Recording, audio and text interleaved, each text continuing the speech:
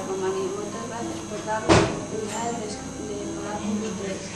A primeira pregunta sería: poderíanos contar como descubriu a súa vocación de escritora?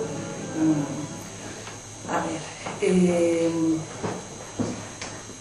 desde moi pequena, realmente eu creo que descubrí a miña, non sei se vocación de escritora, pero o meu interés primeiro foi o interés por ler.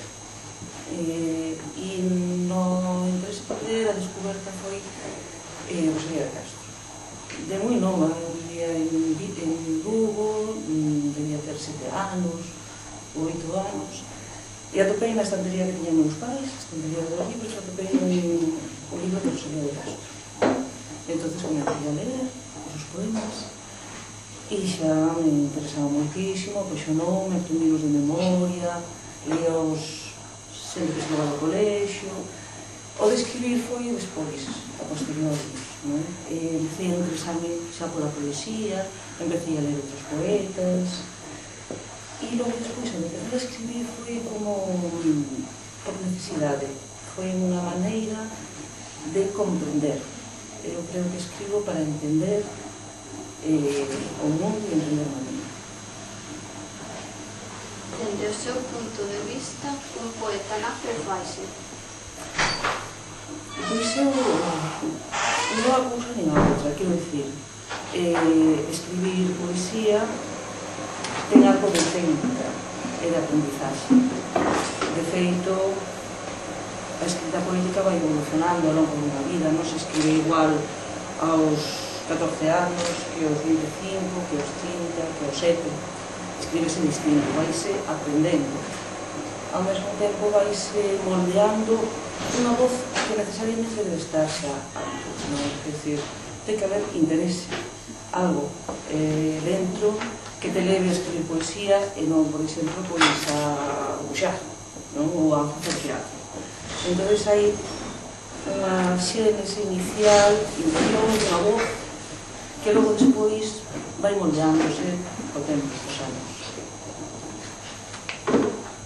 Que influencia tiveron os seus profesores no desenvolvemento da súa vocación?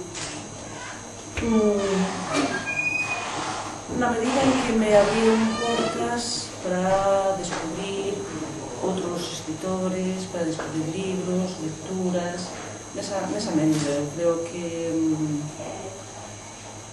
fundamentalmente no ensino os mestres e os profesores poden axudar a que algo que existe se poda desenvolver, se poda materializar de algún xeito. Entón, eu creo que nesa medida influíron igual que calquera persoa do teu entorno. Estamos, por exemplo, aquí na Tasca e unha persona que me influíu moitísimo foi Avilés de Talamanco.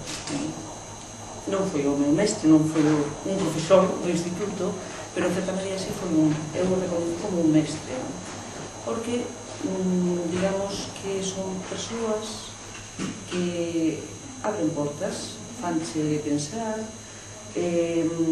descubren en ti algo incipiente que axuda a que se desenvolva. E no ensino, no instituto ou no colexio, pois tuve profesores e profesoras que se fixeron esa labor de facilitar lecturas, aconsellar libros. Que influencia tivo a súa familia no desenvolvemento da súa vocación? Pois nesa mesma medida tamén, nesa mesma medida. Na medida en que o que se comentaba antes do libro de Rosalía de Castro do atopei na miña casa, na casa dos meus pais, que o tiñan eles ali.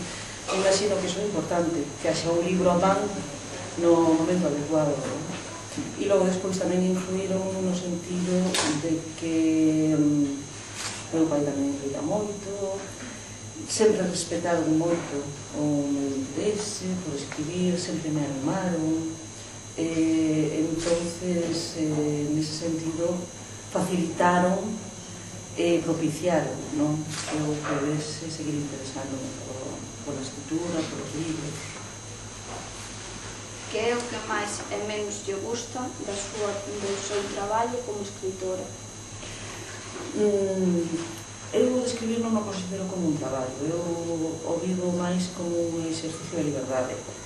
Tamén o meu traballo na radio, que é o que vivo, e a literatura e a escrita concibo máis como un espacio, como unha opción, como un espacio de liberdade, algo que eu elixo, que escollo, e, polo tanto, na medida en que unha opción e na medida en que eu non me plantexo unha vida literaria profesional, realmente non hai nada que non me guste, porque é algo que eu vou escollendo. Para vostede escribir é un traballo, unha necesidade ou un proceso?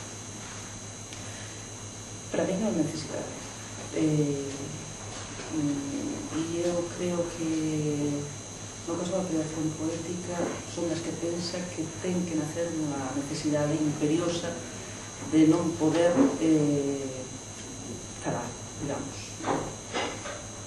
Como se valora a calidade literaria dun poema? Eu creo que o poema vale en tanto descubre e revela algo a quen o lee. Nese sentido, todos os poemas e todas as obras son necesarias, en tanto haxa alguén que a descubre como algo necesario e descubre algo diferente. Cales son as súas mellores fontes de inspiración para escribir poemas? Pois eu creo que non teño así como fontes de inspiración, máis ben creo que son períodos, estados emocionais, mesmo intelectuais, ciclos na vida, pero non falaría tanto de fontes de inspiración.